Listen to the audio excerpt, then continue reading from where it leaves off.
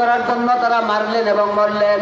এক আল্লাহ তাআলা ইরশাদ করলেন, তোমার বেঁচে থাকা, তোমার মরে যাওয়া আমি আল্লাহর জন্য।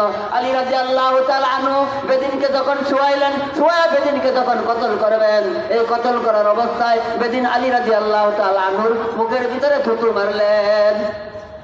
আলী রাদিয়াল্লাহু তাআলা আনহুর মুখের ভিতরে কি করলেন?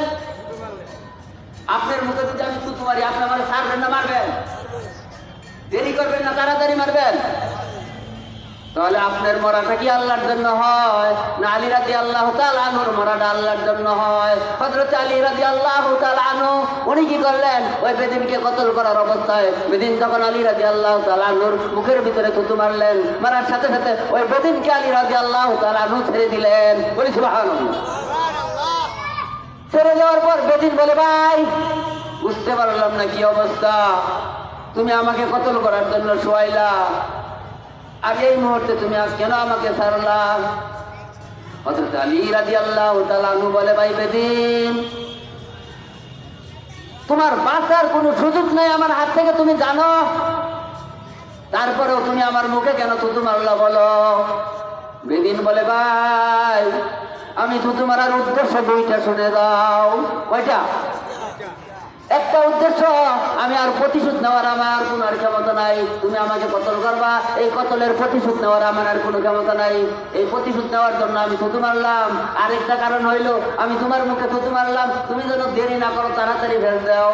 যদি তুমি আমাকে এরকম আস্তে আস্তে ফেসাও, আমার কষ্ট বেশি হবে। আর যদি থুতু মারার কারণে যদি তোমার রাগ হয়, তুমি যদি তাড়াতাড়ি ফেল দাও, তাহলে আমার কষ্ট কম হবে।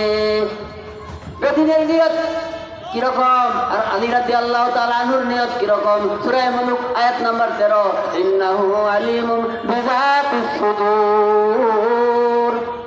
আল্লাহ বান্দার অন্তরের খবর রাখেন। বলি সুবহানাল্লাহ। হযরত আলী রাদিয়াল্লাহু তাআলা আনহু বেদিনকে বললেন, ভাই বেদিন, তোমাকে আমি প্রথম কতল করতে চাইছিলাম আল্লাহকে খুশি করার জন্য। যখন তুমি আমার মুখে থুতু মারলা, তখন আমার মন পরিবর্তন হয়ে গেছে। আরে আমার মুখে থুতু মারছো, তোমাকে কি আর ছাড়া যায়? এইবার যদি তোমাকে আমি কতল করি, আল্লাহ তাআলা আমাকে ধরবেন। ওই আলী, তুমি বেদিনকে কতল করিয়াছো, তোমার মুখে থুতু মারার কারণে, আমি আল্লাহকে খুশি করার জন্য কতল করো নাই। সূরা মুলক কত নম্বর আয়াত বলছি ভাই? 13 নম্বর আয়াত, ইন্নাহু আলিমুম বিযাতিস সুদূর। আলী রাদিয়াল্লাহু তাআলা আনহু বলে, আমার অন্তরের খবর আল্লাহ জানেন।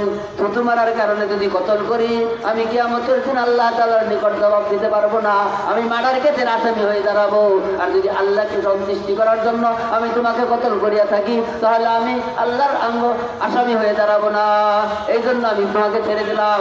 এইবার বেদিন বলে, ভাই তোমাদের ধর্মটা না কত সুন্দর, আমার এখন বুঝাইছে, বুঝবার আর বাকি নাই, আর দেরি করার সময় নাই। ভাই তুমি তোমাদের নবীর কাছে আমাকে নিয়ে যাও, আমি আর দেরি করবো না, এক্ষুনি ইসলাম গ্রহণ করবো। সাথে সাথে আল্লাহ রাসূলের কাছে গেলেন। আশহাদু আল্লা ইলাহা, সকলে বলেন আশহাদু আল্লা ইলাহা ইল্লাল্লাহু ওয়া আশহাদু আন্না মুহাম্মাদান আবদুহু ওয়া রাসূলুহু। বেদিন কি করলেন? ইসলাম গ্রহণ করলেন। বেদিন বুঝাইছে না আইছে না ভাই? বেদিনে বুঝাইছে।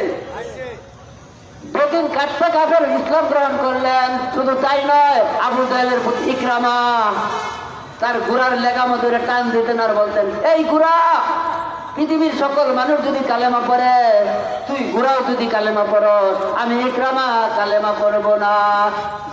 কঠিন না নরম? ঘোড়াকে বলতেছে, এই ঘোড়া, পৃথিবীর সব মানুষ যদি কালেমা